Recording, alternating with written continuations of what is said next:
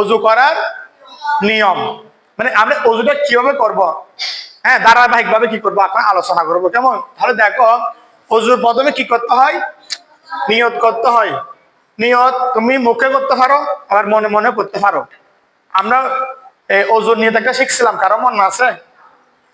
হ্যাঁ, অজুর নিয়ত কারো মনে আছে? মনি নামাই তুয়ান আতুয়াদ দোয়া হাদাসি, আর কার মনে আছে একটু বলো না, হুজুরকে স্মরণ করে দাও।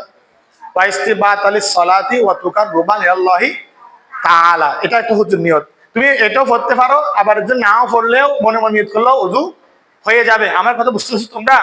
তাহলে ওযুর এক নম্বর কি মনি? আমরা ওযু করার সময় এক নম্বর যেটা করবো সেটা হচ্ছে আমরা নিয়ত করব। কেমন? নিয়ত করব। নিয়ত করার পরে কি পড়বো? বিসমিল্লাহ পড়বো।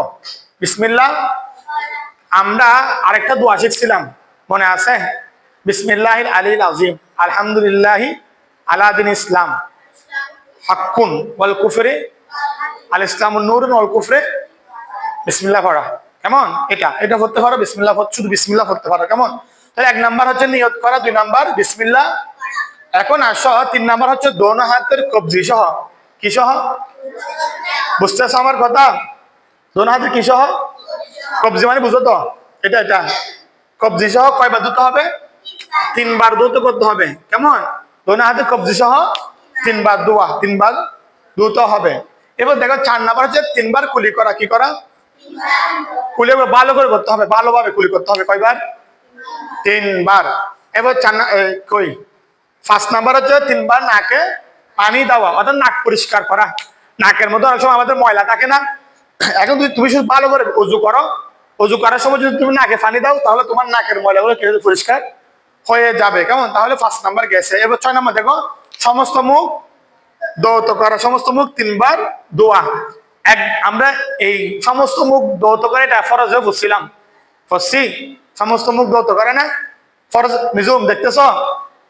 ফরজে পড়ছিলাম যে কি সমস্ত মুখ একবার দৌত করা, এটা মাথা রাখবা। একবার দৌত করা কি ফরজ।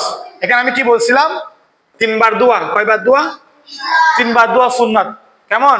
এবার আমরা 5 নাম্বার এসে নাকে পানি দেওয়ার পরে আমরা কি করব? সমস্ত মুখ দৌত কয়বার? তিনবার। এখন বুঝছো তো? এরপর দেখো 7 নাম্বারে আমরা মুখ ধোয়ার পরে 4 নাম্বারে ডান হাতের কুনি সহ। কি সহ? কুনি সহ কয়বার ধুতে হবে? তিনবার ধুতে হবে। কয়বার ধুতে হবে? একবার দোয়া ফরজ, তিনবার দোয়া সুন্নত। কেমন? সেটা তিনবার ধুতে হবে ডান হাতের কুনি সহ। এরপর হচ্ছে বাম হাতের কুনি সহ তিনবার দোয়া। ডান হাত ধোয়ার পরে কোন হাত ধোবো? বাম হাত ধোবো। কেমন? বাম হাত ধোবো কয়বার? তিনবার। একবার দোয়া ফরজ, তিনবার দোয়া সুন্নত। 9 নাম্বার আছে দোনো হাতের আঙ্গুলি। দোনো হাতের আঙ্গুল আছে না মনি? এদিকে তাকাও, দোনো হাতের আঙ্গুল আছে না? তা আমরা সাধারণত হাতগুলো এরকম রাখি। তো এরকম রাখার ফলে হাতের এখানে পানি প্রবেশ করে না। তো কি করতে হবে? খিলাল করতে হবে। কেমন? কিরকম করে? এরকম করে করে, হ্যাঁ, দোনো হাত ধোয়ার পরে আমি দোনো হাত, এক হাত আর এক হাতের উপর রেখে এরকম করে কি করে ফেলবো? খিলাল করে ফেলবো, যাতে এখানে পানি পৌঁছে যায়। সুতরাং এটা বলছে যে দোনো হাতের আঙ্গুলি খিলাল করা, এটাও সুন্নত। কেমন? এরপর আসলে সমস্ত মাথা একবার মাসে করা সুন্নত।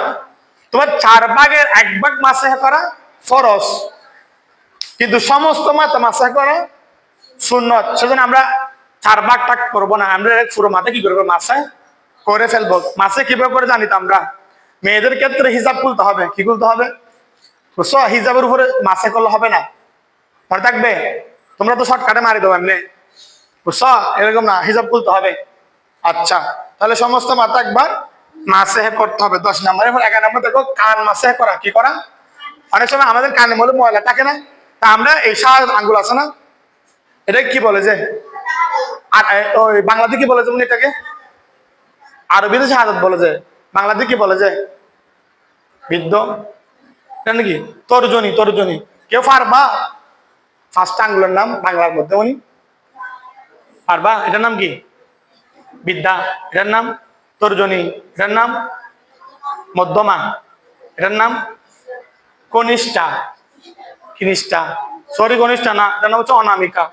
মাইফামিকা নামিয়েন এবার আইবেন নাম অনামিকা, কনিষ্ঠা দেয়। তুমি দেখিও এটার নাম কি মনি? দূর তো না পারি নাই। এই তুমি দেখতেছ এটার নাম কি বলছি মনি? অনামিকা। মেয়েরা আন্টি পরে না এটার মধ্যে, সেজন্য এটার নাম অনামিকা। আচ্ছা, এটা নাম কনিষ্ঠা। আচ্ছা, ইংরেজির মধ্যে নাম আছে এগুলার। আচ্ছা আমি বলি তাহলে কি বলছে এখানে, তো শাহাদাত আঙ্গুল, শাহাদাত আঙ্গুল দিয়ে আমরা খানগুলো কি করে ফেলবো, মাসাই করে ফেলবো। কেমন? কি তো মাসাই করার পরে এই আঙ্গুলের দিয়ে কানগুলো কি করে ফেলবো, মাসাই করে ফেলবো, যাতে কানের মধ্যে ময়লাটা এগুলো পরিষ্কার হয়ে যায়। এরপর এই 12 নম্বর কি মনে, গর্দান মাসাহ করা। এটা সুন্নাত, এটা মুস্তাহাব, করলে ভালো, না করলে সমস্যা নাই। ওই গর্দান মাসাহ করা। কেমন? গর্দান মানে বুঝো তো, এটা কেমনে করবো, প্রথমে মাথা মাসাহ করবো, করার পরে শাহাদাত আঙ্গুল দিয়ে কি করবো, কান মাসাহ করবো। এরপর এগুলো ভিতরে থাকবে না, এদিকে এদিকে এগুলো দিয়ে গর্দান মাসাহ করে ফেলবো। কেমন? মনে থাকবে তো? আচ্ছা, তাহলে গর্দান মাসাহ করা। এরপর গর্দান মাসাহ করার পর আমরা পায়ে চলে যাব। পায়ের মধ্যে ডান পায়ের টাকনো সহ, কি সহ? হ্যাঁ, কয়বার ধুতে হবে? 3 বার। এখানে আমি 3 বারটা লিখি নাই। ডান পায়ের টাকনো সহ। কেমন? একবার ধুবো কি বলছিলাম, ফরজ বলছিলাম। তাহলে ডান পায়ের টাকনো সহ 3 বার ধুতে হবে। এবার এরপরে বাম পা, কোন পা? প্রথমে ডান পা, তারপরে বাম পা তোমার 3 বার। কি বলছি ভুলে গেছি। আচ্ছা, বাম পায়ের টাকনো সহ 3 বার ধোয়া। কেমন? এবার এখন আসো 15 নম্বর হচ্ছে দোনো পায়ের আঙ্গুলি কিলাল করা।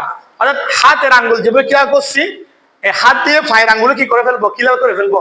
কারণ এখানে তোমার ওই স্বাভাবিকভাবে পানি পৌঁছায় না কোথায়, আঙ্গুলের কি কি বলে যেগুলা আঙ্গুলের মাঝখানে আর কি পানি পৌঁছায় না, এগুলো কিলাল করতে হয়। আমি বুঝছো তোমার কি বলছি? হ্যাঁ, কারো প্রশ্ন আছে?